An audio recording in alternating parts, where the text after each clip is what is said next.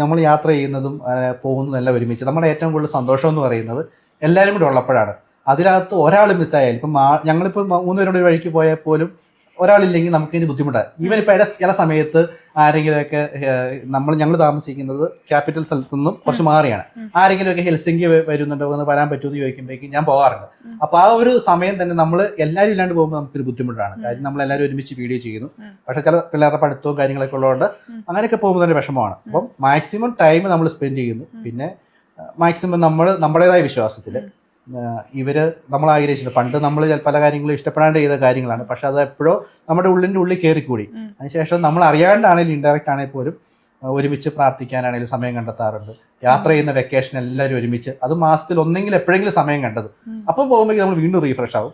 അപ്പം അങ്ങനെയൊക്കെയാണ് തോന്നുന്നു. നമുക്ക് പറഞ്ഞു കൊടുക്കാൻ അറിയത്തില്ല. നമുക്ക് ഫിൻലൻഡില് റിലീജിയൻ പറയാൻ പാടില്ല, പിന്നെ അതുപോലെ തന്നെ രാഷ്ട്രീയവും പറയാൻ പാടില്ല. ക്രൈമായിട്ട് അവർ കൺസിഡർ ചെയ്യുന്ന കാര്യമാണ്. വർക്ക് പ്ലേസിലൊക്കെ ഇപ്പൊ പറഞ്ഞു കഴിഞ്ഞാൽ നമ്മുടെ ജോലിയൊക്കെ പോകും, അങ്ങനെയൊക്കെ ഉണ്ട്. പക്ഷെ അതേസമയം ഫിൻലൻഡ് ഒരു ക്രിസ്ത്യൻ കൺട്രിയാണ്.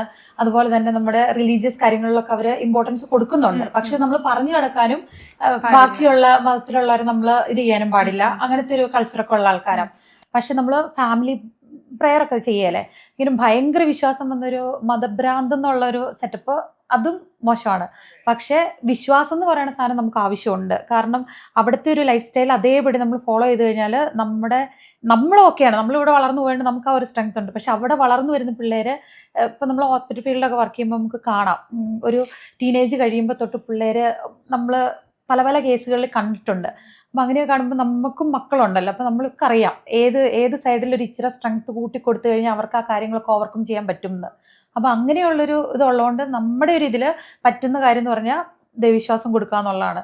ഭയങ്കരമായിട്ടും അങ്ങ് സ്പ്രെഡ് ചെയ്ത് നടക്കാനല്ല, അവർക്കൊരു ഇന്നർ സ്ട്രെങ്ത് കിട്ടാൻ, ഒരു സ്പിരിച്വൽ ഒരു ഇത് വേണം. ഒരു മനുഷ്യൻ എന്ന് പറയുമ്പോൾ എല്ലാം വേണമല്ലോ. നമ്മൾ ഫുഡ് കഴിക്കുന്ന പോലെ മനസ്സിന് ആരോഗ്യം വേണം, ശരീരത്തിന് ആരോഗ്യം വേണം. അതുപോലെ ഒരു ആത്മാവിൻ്റെ ഒരു ശക്തിക്ക് വേണ്ടിയിട്ട് നമ്മൾ വീട്ടിൽ നോർമൽ പ്രെയറുള്ള, അല്ലാണ്ട് അങ്ങനത്തെ സംഭവങ്ങളൊന്നുമില്ല. ദൈവസ്നേഹം എന്നുള്ളൊരു കാര്യം മാത്രം പരിചയപ്പെടുത്തി നമ്മുടെ കൊച്ചുനാളിൽ നമ്മൾ പഠിച്ച കാര്യം കുട്ടികളേക്ക് കൂടി ഒന്ന് അല്ല, നമ്മളിങ്ങനെ ഡെയിലി നമ്മുടെ ലൈഫിന്റെ പാർട്ടായിട്ട് ചെയ്യുമ്പോൾ അവർക്ക് ഇപ്പൊ നമ്മളിപ്പോ ചില ദിവസങ്ങളിൽ കുരിശ് വരയ്ക്കാൻ നമുക്കൊരു മടിയാണ് തന്നെ ഇവർ പറയും, പപ്പ നമുക്ക് കുരിശ് വരച്ചിട്ട് കിടക്കാന്ന് ഇവര് പറയുമ്പോൾ നമുക്ക് കിട്ടുന്ന ഒരു ഫീൽ ഉണ്ടല്ലോ, സന്തോഷം. ഇതൊരു നിങ്ങൾക്ക് ടാസ്ക് തരാം. നിങ്ങൾ ഇതൊരു പ്രപ്പോസ് ചെയ്തിട്ടില്ല എന്നല്ലേ പറഞ്ഞത്? നിങ്ങൾക്ക് പപ്പ മമ്മി പ്രപ്പോസ് ചെയ്യുന്ന കാണണോ? ഒന്ന് ചെറുതായിട്ടൊരു പ്രപ്പോസൽ. വർഷങ്ങൾക്ക് മുമ്പ് അതിനൊരു സാധ്യത നമുക്ക് കിട്ടിയിട്ടില്ലല്ലോ. ഇന്ന് നമുക്ക് ലൈവായിട്ട് അത് കുട്ടികളുടെ മുമ്പിൽ വെച്ചിട്ട്.